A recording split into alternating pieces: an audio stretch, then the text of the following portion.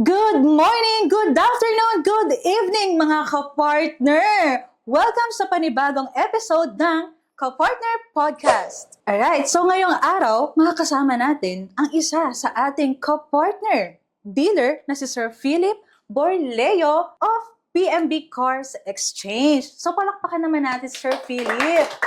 Hello mga kapartner, ako si Philip Borleo ng PMB Car Exchange. Ayan. So, nandito siya para ibahagi ang kanyang kwento, karanasan, at expert tips na siguradong makakatulong sa ating mga kapartner. Kamusta, Sir Philip? Okay naman, nandito tayo ngayon sa podcast ni Global Dominion. Ayan. So, Sir Philip, by the way, thank you sa pagpunta nyo dito sa aming head office, no? Balita ko, nasta ka sa traffic. Yeah, matraffic nga. So, yun, kaya medyo late. Medyo late talagang traffic talaga dito. No? So anyway, lahat ng mga ini-invite namin dito, Sir Philip, sa podcast namin, required dumaan sa Fast Talk. So are you ready? Ready! Ay, ready to Sir Philip. So Sir Philip, hard work or smart work? Smart work. Coffee or tea? Coffee. Coffee. Incentive trip or incentive tipid? Incentive trip. Wow, incentive trip. One fail or one more try? One more try. One more try. Yeah. Sedan or SUV? SUV. Okay. Full tank or full wallet? Full wallet. Full wallet. Full wallet. Sana. Full wallet. Yes. No. First big, pinaghirapan mo? Sariling kotse. Yun, nakapag-invest na sa sariling kotse. And dumami yung dealership natin. Wow. Yun yung mga na-invest natin. Tsaka If you don't mind, sir, ilan ang kotse mo ngayon? Right now, ang inventory is nasa 60 plus units 60 plus. And growing. Yan. Tatlo na rin yung dealership natin. As we, yun nga, nag-e-expand tayo. Siyempre, to the help of Global Dominion sa mabilis na proseso. Ayun, kaya kapartner mo talaga sa pag-angat. Wow, thank you, Sir Philip. Global Dominion in one word. Pwede pala. Pwede pala. Palakpakan. Ayan. Thank you, Sir Philip. Actually, marami kaming mga katanungan na gusto kong itanong, no? Para lalong ma-motivate or ma-inspire yung ating mga viewers dito sa ating podcast. So, ano bang kwento mo, no? Paano ka napunta kay Global Dominion? Way back 2012, galing ako fresh from abroad, specifically sa US. I was a nurse kasi. Nag-apply tayo ng mga jobs doon, but then malayo sa pamilya, so ako, personally, I decided na umuwi, start ulit yung aking passion na pagbebenta ng mga pre-owned cars. And then, again, mas malapit sa mga pamilya ko, sa wife and kids ko. Kaya, yun, pinush ko na maging dealer ulit ng mga pre-owned cars. Okay. Yeah. So, you are a previously nurse, no? Anong year ito, sir? 2007, graduate ako, and then I decided mag-try sa US. But then 2012, nag-decide naman ako umuwi para to go back dito sa pag-aano ng pre-owned cars. So, paano mo nakilala si Global Dominion? Sino ang naghikayat sa'yo, no?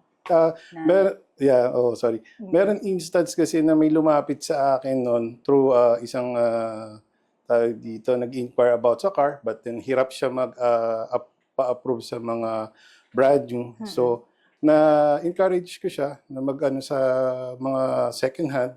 Fortunately, may nalapitan tayo na from Global Dominion. That was, parang by accident lang din. Nakita ko sila sa parang newspaper ads yata. Ads. And then, in just one day, nakumpleto ni borrower yung requirements. That same day, na-approve siya. So, siguro it was very fortunate dun kay borrower na nagkaroon siya ng chance na meron palang pwedeng mag-assist sa kanya via financing. Pwede pala kay Global Dominion. Sir Philip, no, ano yung pinakamadalas mong struggle? Like sa mga daily green mo bilang isang dealer?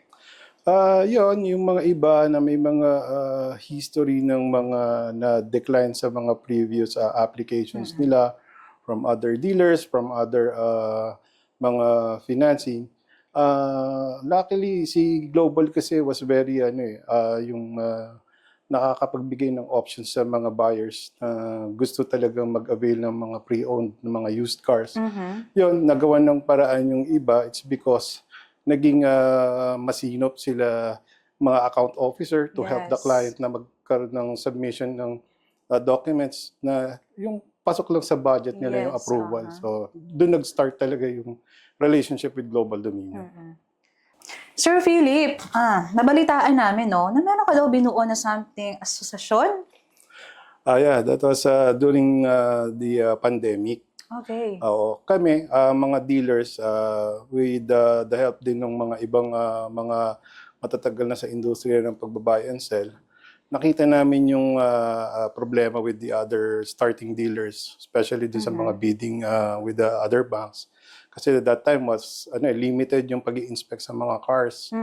So kami, yung medyo matagal na sa industriya, binigay namin yung opportunity na mag-avail sila ng namin, parang magkuha sila ng mga business permit. Business permits. Yeah, pinag-submit namin sila, and then lahat ng possible requirements na maging member namin, binigay namin yon para in the event na magkaroon kami ulit ng bidding, hindi na sila mahihirapan na kumuha ng mga units coming from the banks.